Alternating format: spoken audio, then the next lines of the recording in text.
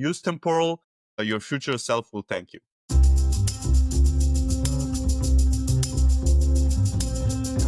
JavaScript date object is finally being replaced. Yes, the one that has been breaking your code and your spirit since the 90s. Let's say you want to add 15 days to today. You write date, set date as parameters, date, get date plus 15. Great, you just mutated your original date. Now nothing works. Want to subtract a month? Date set month, date get month minus 1. It explodes actually on months with 31 days. And if you want to clone a date, that just creates two references to the same mess. And time zone support, not built in, not reliable, not fun.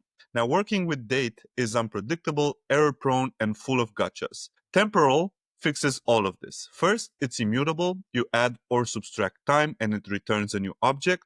The original stays the same. For example, we have const future equals now add, and then you can specify 15 days and 8 hours. This works, and it works every time. Time zone support is built in. You don't need Moment.js or any third-party libraries anymore.